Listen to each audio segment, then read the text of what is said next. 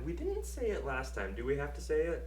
I think we should. All right, we don't own the rights to that music. Still. But welcome to Embracing the Awkward. I'm Connor Johnson. And I'm Julia Gaffney. Woo! So we're gonna take this a little. We're gonna take a step to the side for this episode, and it's gonna be titled Vent Sesh. Okay. I don't know. Well, like, there's just a lot of things floating out in the ether that were like, this gets us angry. What the frick is going on here? What the shit is that? And so we're just like, you know what? Let's just see where this takes us. Would you like to start?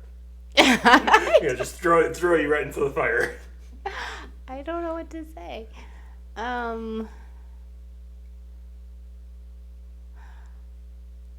Well, we can always start with dance. That's an easy one to start talking about. Okay, let's do that. Awkward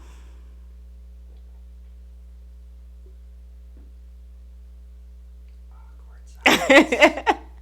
I'll start. I got this. That was intentional. Oh, the awkward silence? My bad. Continue. Let me redo the awkward moment.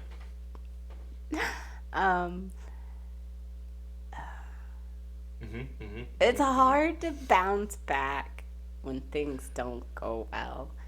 And in which way? Like what is the thing that didn't go well? Like you had a bad dance with one person, or like what do you mean? If you're just, you have those days where you just feel like you're nailing it. And by nailing it, you mean effing failing? No. Oh, like actually nailing. Actually doing well. When you're just like, my hair is on point today. My car is full of gas. Everything is going my way. And then something dumb happens that just like ruins your day. And it just like, it can be the smallest thing. Like someone cut you off in traffic or a bigger thing. But when you are not feeling good about your life, it's hard to dance well. It's hard to have fun when you feel sucky or when you feel like you're not crushing it, which goes a little bit with the confidence topic. But yeah, it's sorry, I cut you off. Go for it. Okay, it's such a catch-22 for me because on one side, like, dance is my therapy. Like, struggle with confidence, I struggle with life. One of the things that just helps me to push on is getting out and being with the people I love and dancing.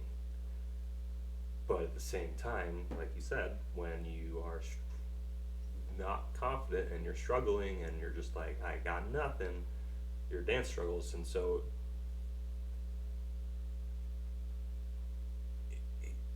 you're there for it to help you, but at the same time, it could hurt you, which I've definitely had happen. Yeah. Also, what happens if you can't go dancing? If dance is your therapy and you get cut off? Oh, you mean like for the last 2.5 years? Yeah, like COVID or sickness or whatever happens that keeps you from getting what you need. What the frick do you do? Yeah, I didn't know. I suffered is what I did. What did you do? I don't handle it well. That's what I do, Bob. Come on down. Well.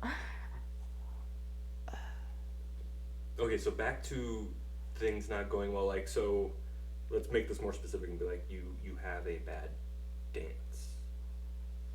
That can screw you up. What happens to you? I don't really want to dance anymore. And I am known for apologizing profusely throughout most of my dances. And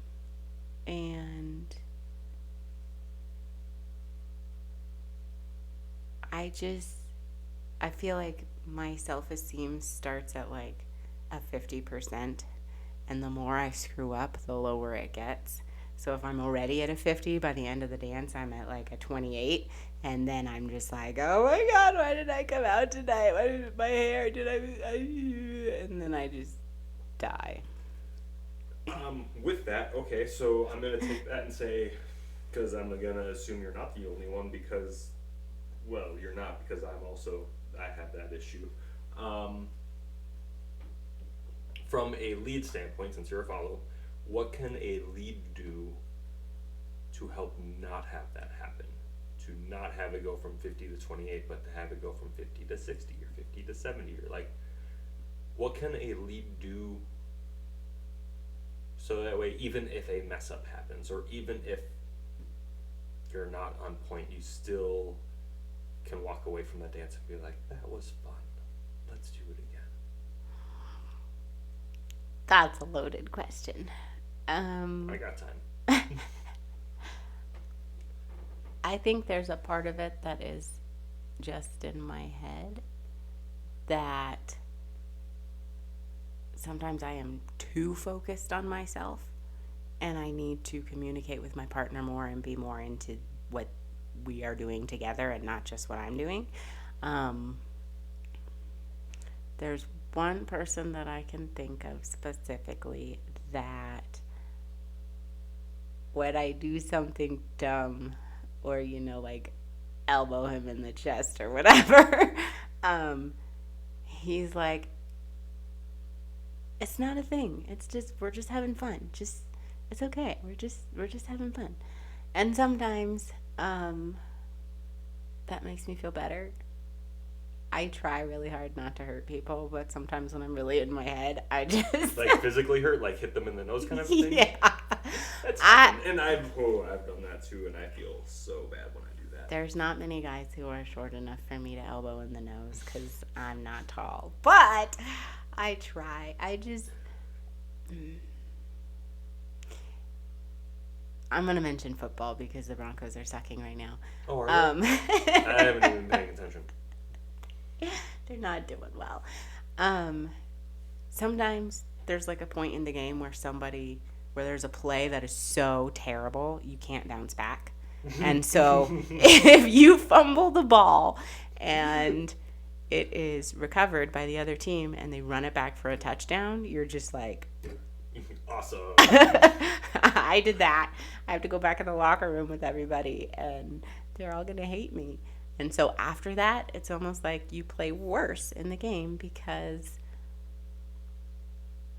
you had a colossal failure that got in your head and you couldn't get out. And that's what dancing is like sometimes. You accidentally step on someone's foot if you back lead and try to guess what a move is before you're there and mess it up. I'm on my phone trying to pull up the Broncos record right now because I'm just curious to see how terrible. I want to say they lost to the Raiders and it was like 32-23. But not the Raiders game, but the game before that, they had I want to say 15 penalties. 2-2. I mean, yeah. How many penalties? Like 15 in 2 games. Is that high? Yes. Really? Yes. Really? Yes. If you get 10 or 15 yards taken off for every single penalty, like that's well over 200 yards that they lost because they don't know what they're doing. No offense, Broncos. I don't even like football. Flags flying and when I watch football. I'm just like, yeah, you guys suck. But the more you screw up, the more yards you lose. This is true. I don't even like football, guys. Anyway. I feel like I'm not going anywhere. Okay. No, sorry. I cut you off because I was really curious to see, like, how are the Broncos doing? We'll see. They got a full season ahead of them. But you were talking about there's a moment where, like, it's just, you feel like it's irredeemable. Like, you effed up and it's like, you might as well just take your shoes off and go home. Mm-hmm.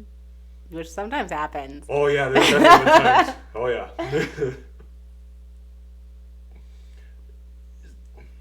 Have there been any times where you try to push through that feeling, and how does it turn out? It honestly depends on who I'm dancing with. There have been situations where I screw up so bad that I take off my shoes and go home, and there have been other situations where I'm like, that was a horrible dance. Now I need to go dance with Connor, or I need to go dance with Chris. I need to go dance with a specific person who I know will make me feel better. So, Because you watched me and you went, wow, you suck. I'm so much better than you. because, okay, so there's like a different comfort level with different humans. And someone that you've only danced with like twice, you might not be as comfortable with as like I dance with you all the time, so I'm more comfortable with you even when I screw up. I mean, I still feel bad, but I'm less likely to take off my shoes and go home after a bad dance with you than after a bad dance We with never like. have bad dances. What are you talking about? Oh, never ever. Ouch. After like a no, what? Anyway, nobody's perfect. Do you know what I mean? Yes. Am I yes, making do. sense? No, because there's definitely been. I had a moment, and I'm gonna go more. Welcome to Connor's life and Connor's psychological mess. Here we go. I went to a dance event, and it was the Sunday evening of that dance event, and the event already wasn't great for me, and I felt very rejected and avoided by a lot of dancers. And when you already suffer with confidence, like, that doesn't help. And so I'm already sitting there like struggling mentally, and I'm like, okay, I'm gonna try and dance Sunday night. And I go and I'm doing dances, and I can just feel that cyclical downturn happening. And it just gets worse and worse. And so I'm like, I think I'm done. And so I just go and take my shoes off and sit in the corner, and I just sit. And it finally dawned on me. I'm like, it finally triggered, and I realized the feelings I was feeling had nothing to do technically with the environment I was in, but the environment I was in triggered an emotional response that I could tie back to when I was 15 and something else happened. Did that then magically fix things? I wish. No, but it was at least a light bulb moment of, okay, now I can at least understand where it's coming from, and maybe I can start taking the steps on how to heal. So that was nice. All that story, session over. All that to say, I know exactly what you mean when there's just a moment where you just feel irredeemable, like, I can't come back from this, I'm stuck. And that's not fun. Nope. I don't know what else to say. Nope. Sucks. Nope. Sucks, guys. We were also, this is a complete tangent, because we were also talking about, well, it's kind of, I mean, we're talking about life and how hard it can be. And earlier we were talking, and the word that comes to mind right now is like when someone is placating you, when someone is just saying all the right things, but like doesn't mean a damn thing. Like a fake kindness, like a bless your heart, but also fuck you. No, not even that. Like, it was the whole, like, if someone's sitting there and venting and they do just the stereotypical, like, well, how does that make you feel? Or, like, they just say something that just has in it the stale sense of, like, they just know they're supposed to say something, but they don't actually care. Oh. Like, I want to punch them right in the face. I'm like, I would rather have you say nothing than try to pretend like you actually care right now. But maybe that's just me. I am one of those people that it is hard for me to accept silence. And so,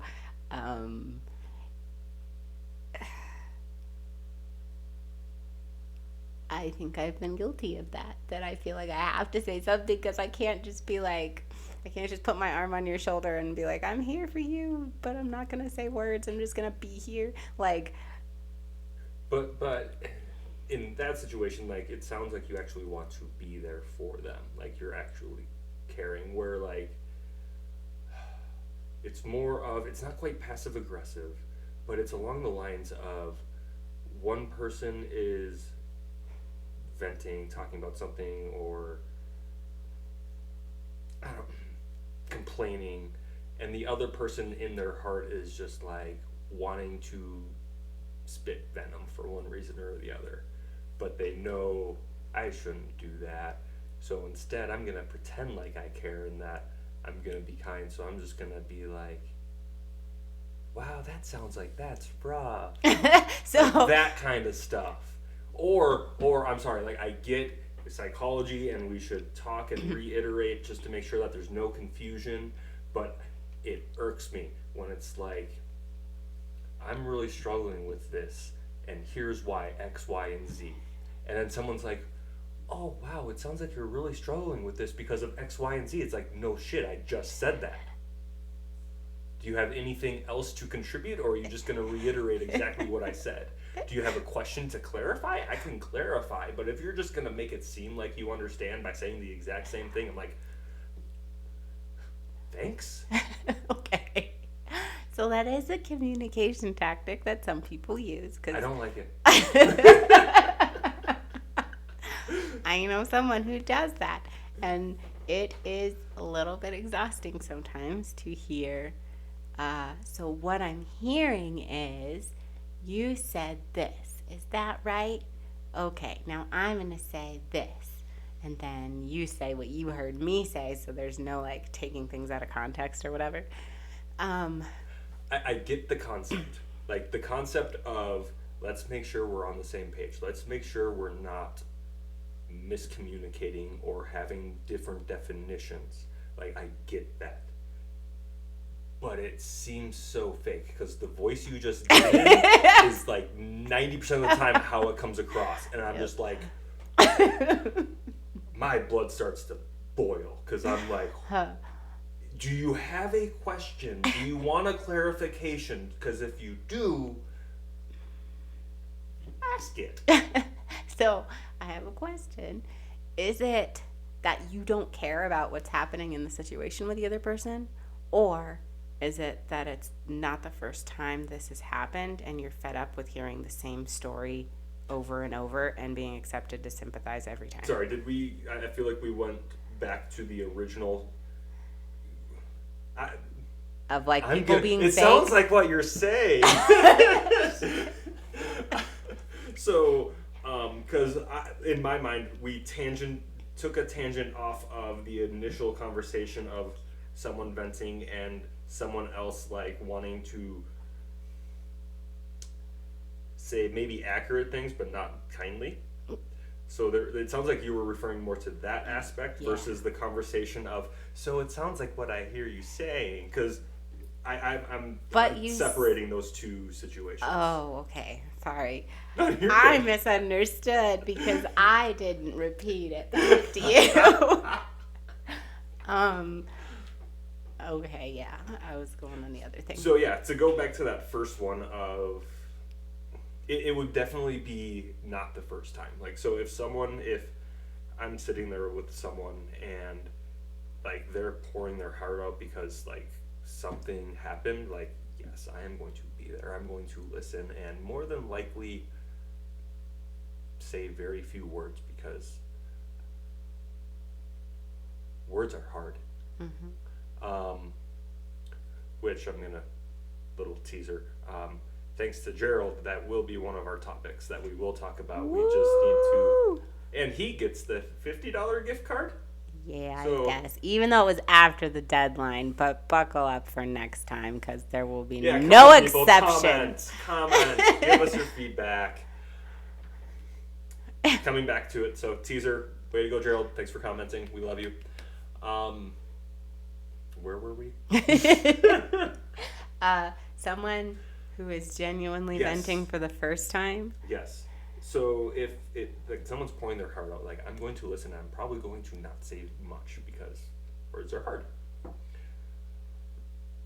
But if it's the same thing, like, I love my mom.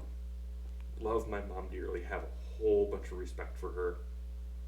But I finally had to make a boundary with her and be like, I can't have you complain about this anymore because it's actually causing me problems, not just with me, but with some other people that I dearly love. Mm. And the reason I had to make that boundary is I'm like, she keeps complaining about the same thing. And I get it, and I get that it's hard, but she also is not choosing to change anything. And so for me, I'm like, okay, at some point it's either please stop complaining about it because you are choosing this by not changing anything, or change something. And I will be there for you when you are trying to change, and I will support you, and I will love you, and I will encourage you, and I will but it's going to have to be one of the two. Because if you don't change anything, nothing's going to change.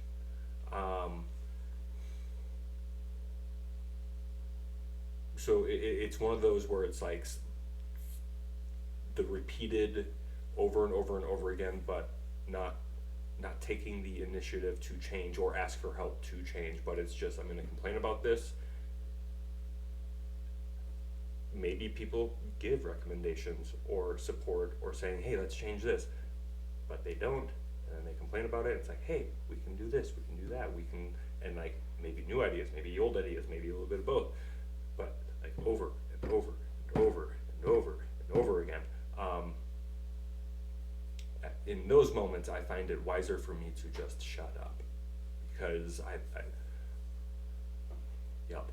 But that's the clarification that I was trying to make, that there is a difference between someone saying the same crap all over and over and over, but they're not willing to change it, and you being like, okay, it's not that it's falling on deaf ears because I'm callous and I don't care about you. It's that I'm fed up with your BS, because if you want to talk about it for the 17th time, but you're not willing to change it, I don't want to hear it. Like, you go fix it and then come back. If it's a new problem, like, not even you go fix it. Like, if you are actually wanting to fix it, I will be there, like right next to you.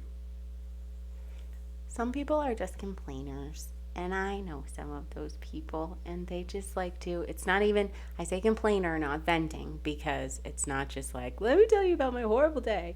It's when things go wrong, they complain about the same things repeatedly, and they just, it doesn't, like, I can sit down with one person and they will tell me, I'm not going to give an example because I'm not calling anybody out, but if that person tells me this went wrong and this went wrong and I'm like, okay, and then we have our conversation, then I turn around and start talking to someone else, and they're talking to the person next to me, this went wrong and this went, they have to tell everyone in their life, woe is me, this is all the stuff that's going wrong in my life. And sometimes life is shit. Sometimes nothing goes the way you want it to, and that's fair. But when it's about the same things and there is no change, I have very low tolerance, especially for people in relationships. Like, he's terrible, he doesn't love me, break up with him. He's terrible, he doesn't love me, break up with him. He's terrible, he doesn't love. Like, if you're not willing to make a change, I don't want to freaking hear it, because you have, if all you want to do is complain, I'm not the friend for that. You are, I have some conflicting thoughts, because on one hand, it's like, okay, you are choosing this. Yeah. If you're not making changes, I can't help you. If you want to come and ask for advice, but you're not changing your circumstances, like, you are the only person who can break up with this person if they're that terrible. But if you're going to ask me for relationship advice and then not do anything about it or ignore it, then I don't want to hear about it, because you chose this. So sucks to be you. I'm going to put a, in your words, big bubble butt into that. Because I get, change is hard. Yes, it is. It's scary. And there are some times where the tank is so empty, you don't feel like you even have the energy or capability to take that step. And I so badly want to become empathetic enough and gracious enough to always have empathy no matter what. Mm-hmm. But I'm human. Nah. Shocker. And like, so I just have that conflicting, like, I want to love you and I want to encourage you and I want what's best for you, but then I also have this side of me that's like, but damn it, take a step. So, I need to interject because, yeah, I kind of agree with that. Also, I think there's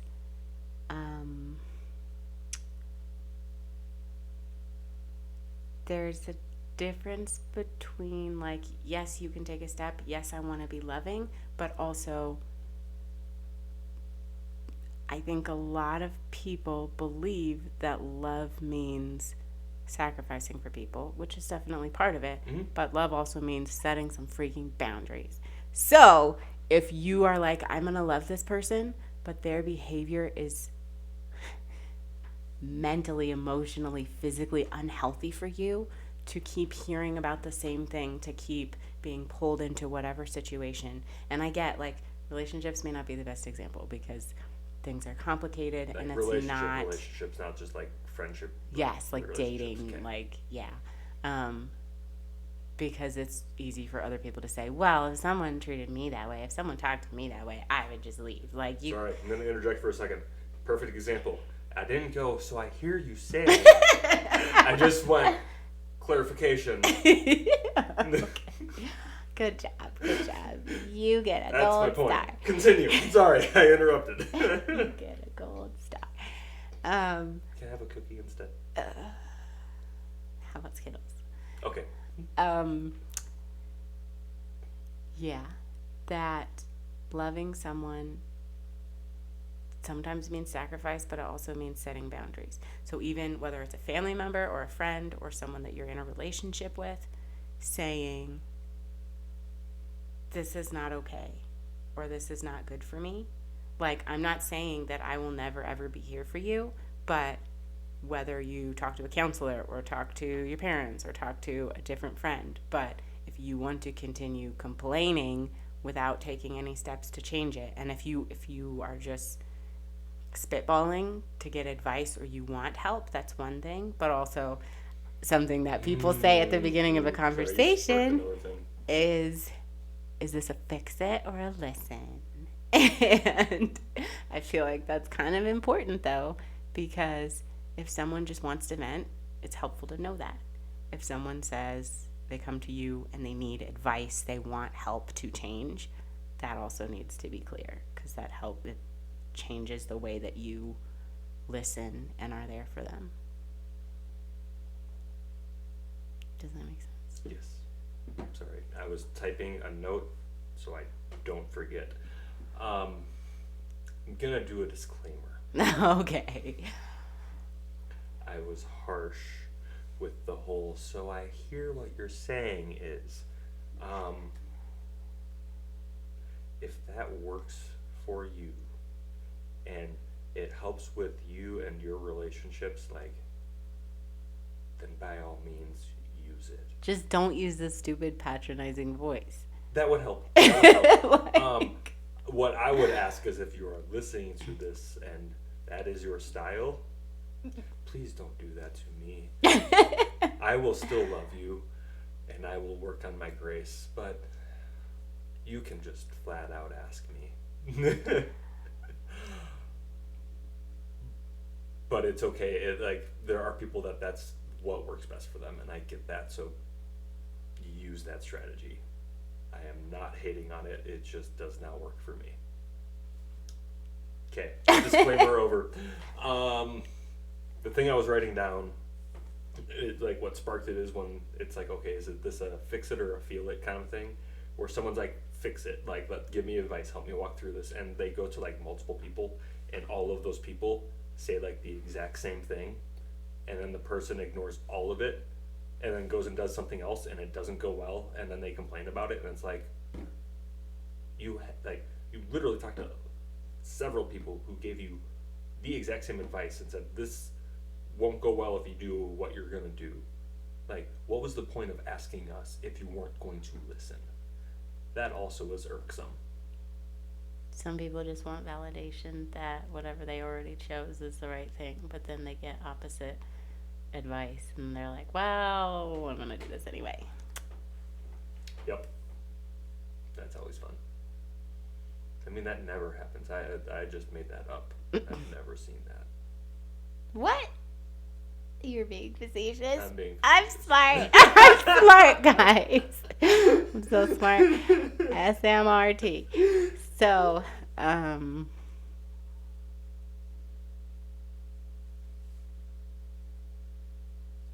yeah, very interesting. Yeah.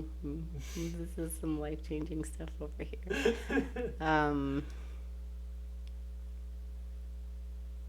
I like your earrings.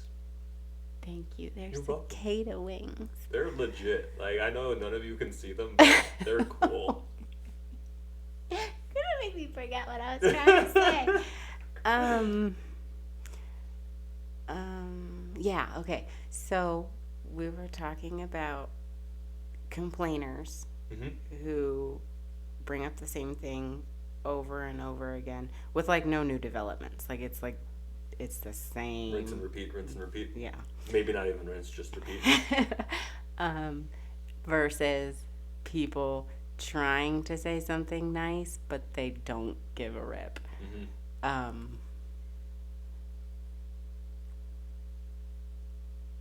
Can we just tell people to be genuine? Like, don't be assholes. Is that too much to ask? Yes. Like, it shouldn't be, but it is, because, like, we're human. Like, that's the other thing is, like, maybe, and it's trying to give the benefit of the doubt to even the person who's being the asshole, like, maybe they themselves are having a bad day, or maybe they're also on empty in their tank. Like, so it's trying to give people the benefit of the doubt, but that takes work. Doesn't mean we shouldn't try because it takes work, but that takes work. I agree.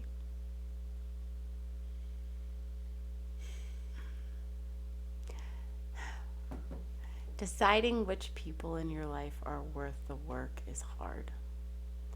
And I don't want to sound like a terrible person, but I'm going to be an honest person and say that sometimes when you ask people, how are you? And you don't really mean it, and then they have a lot to say.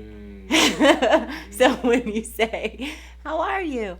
And then they go off on a tangent about something that you don't really understand or work, or like they just dive in real deep and give you some super personal information you were not ready for. I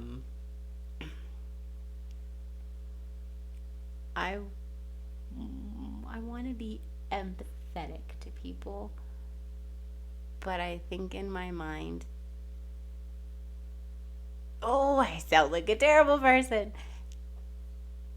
There are some people that I care about more than others.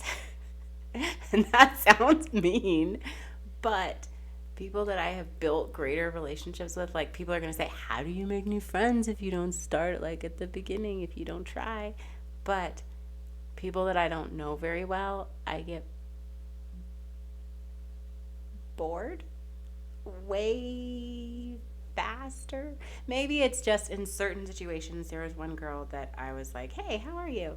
And she just let loose and started talking about things from her childhood and just like dumped her whole life story on me. And I was like, damn. Okay, I wasn't expecting that. But then also I didn't know how to reply, so I wanted to be like, thanks for sharing, but also like, that sounds dumb.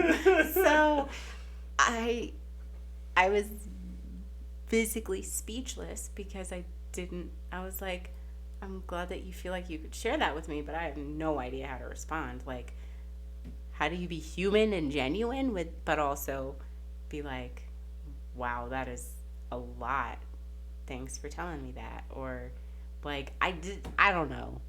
I don't want to be a shallow human, but that was a lot and I was not expecting it.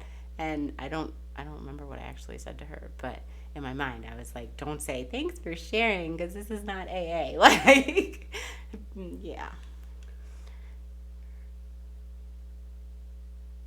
have a question, Mm-hmm.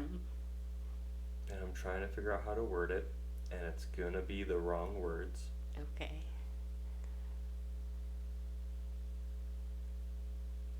I'll be maybe more of like a statement-ish question, um, kind of a feeling. I'm just gonna say it. Just gonna put it out there. Part of me is like, was the problem and is the problem in our society that we just haphazardly throw out there, "How you doing?" Yeah. Because we just expect, Fine. "I'm good, I'm fine," and like moving on, and squirrel. I'm sorry. I'm sorry. That was my phone. I didn't mute it. My bad. My bad. Oh, that was good. I feel like we, like in society, need to, if we're going to ask, "How are you?" to actually be prepared for a response that is, "Here is all my crap." And if we don't have the time, if we don't have the ability, if we don't have it in us to be prepared for that, then maybe it should just be like "Hey, it's good to see you," and leave it at that. But it's so ingrained in our culture now to just, "How's it going?" And just because, like, even when it's not going well, now it's ingrained in us to just be like, "Fine, good." Like, we just fake it because we're like, you don't actually want to hear. I feel like we need to be better at actually choosing our words wisely. Words are hard. And being like, okay, do I actually want to know how they are doing, regardless of if it's good or bad? And if we aren't feeling it, which is fine because sometimes our tank is empty too, or we're in a hurry, let's use some different words. Okay. I'll try it. No, like thoughts. I truly want your thoughts on that. Because I'm not saying, like, I am also struggling with this, and it's definitely something in the back of my mind that I'm trying to fix, but I still catch myself doing it arbitrarily, and I want to be able to choose my words more carefully so that way whatever words I use, they are meant for a purpose, and people can trust them and rely on them better.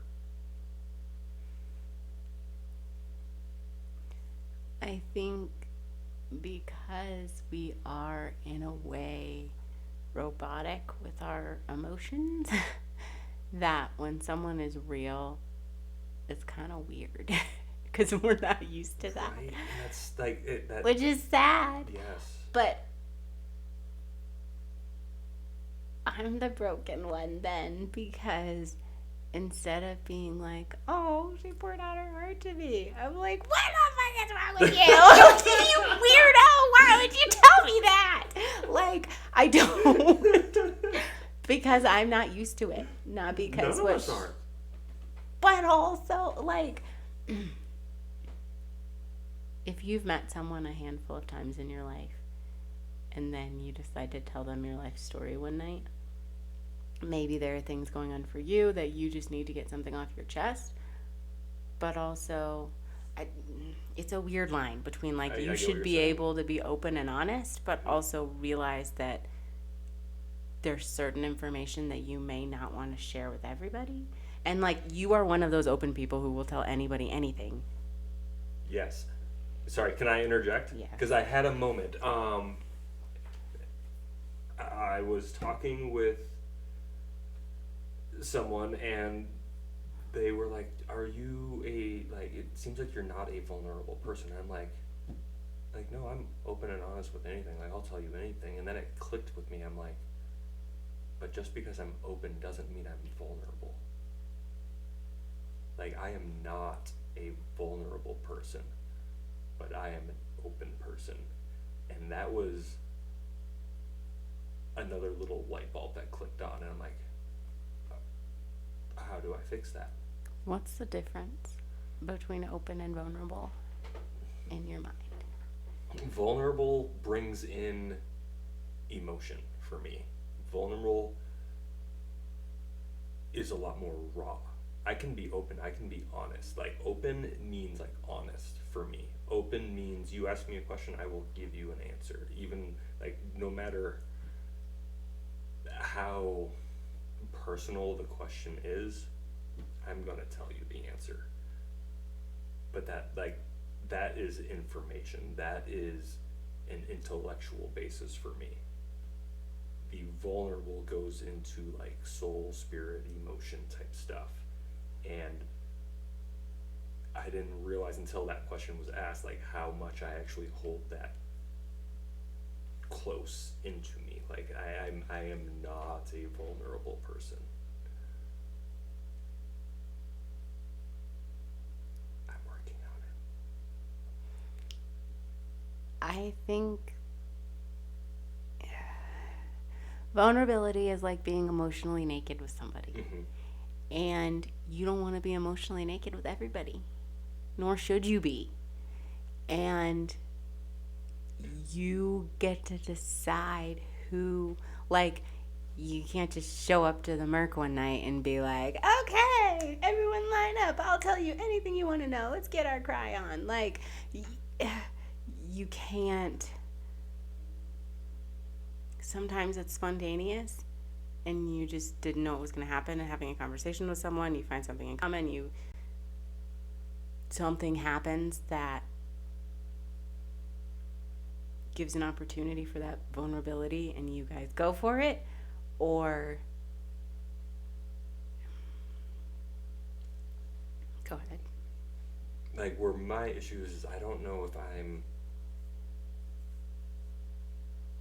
vulnerable with anyone. That's fair. Yeah, and that's my issue.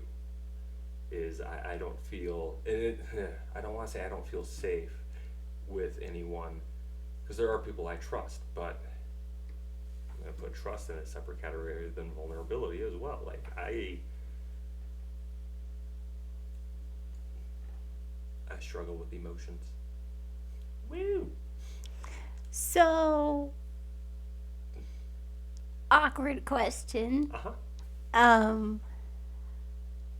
Don't just be open, be vulnerable with me. Well, I'm kidding. so what I'm hearing you say... Shut up. Sorry.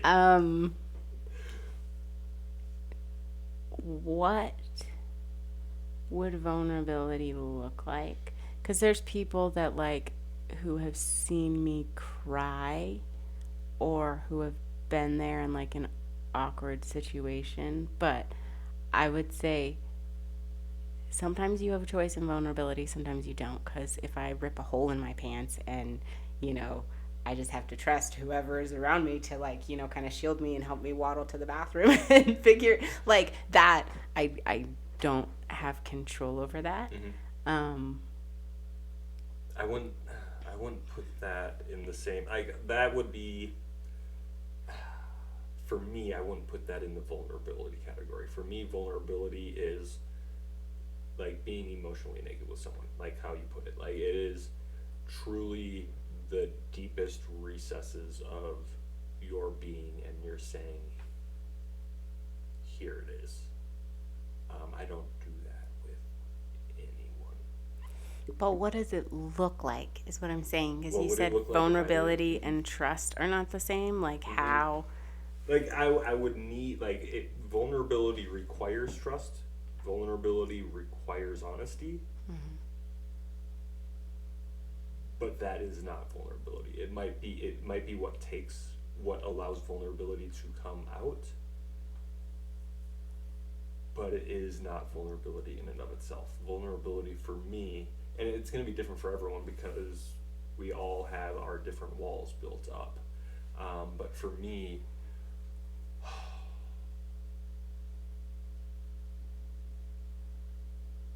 it's, I don't know if these are going to be the right words, but the best way I can put it right now is being able to fully know someone and to be fully known by that someone. Like, that is the best way I could put it right now. That kind of makes sense.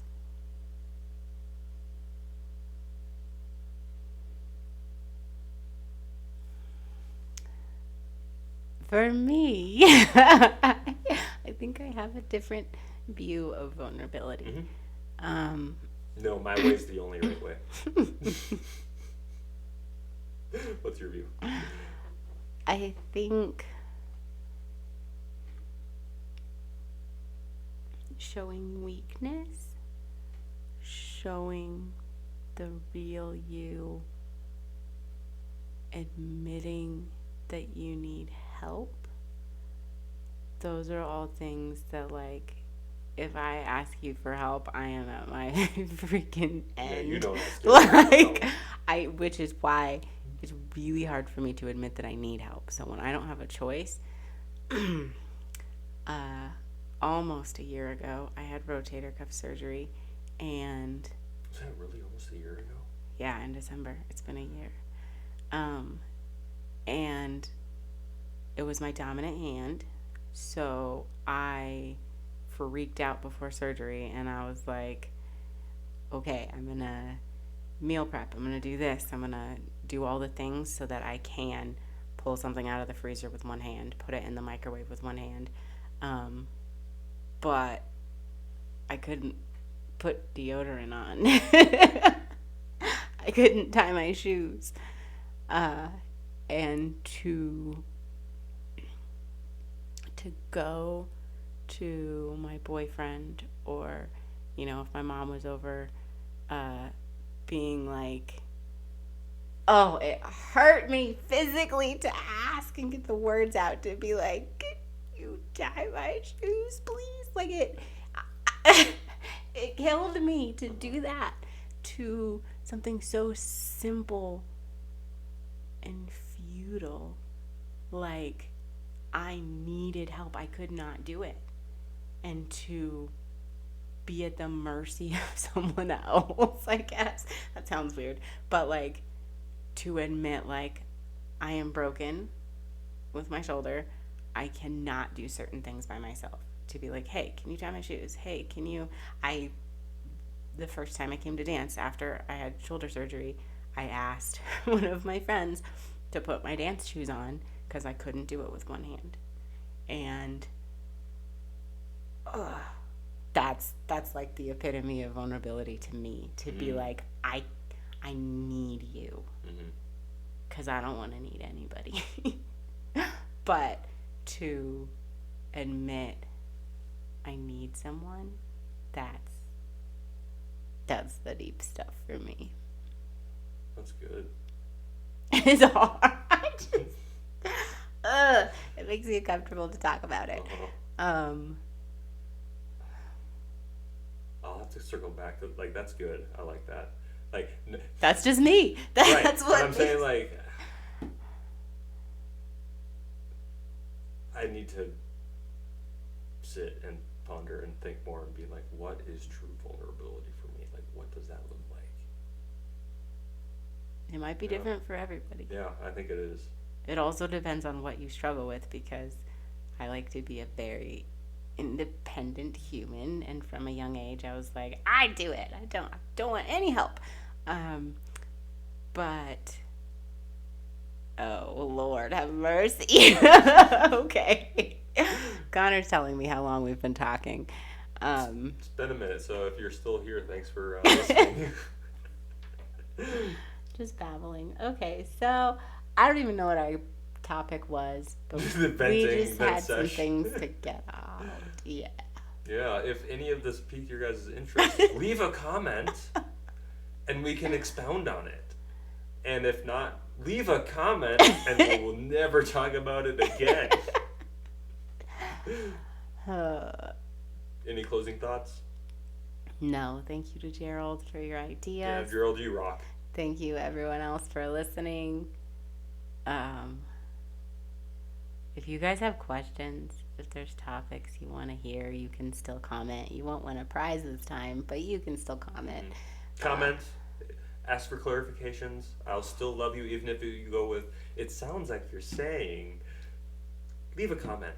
We truly want to know what you guys are thinking and pick up more topics. Like, we have a whole bunch of topics and they range on many different categories, and everything, but like if there's things that are intriguing to people who are actually listening, let us know and we will babble about whatever you want us to talk about.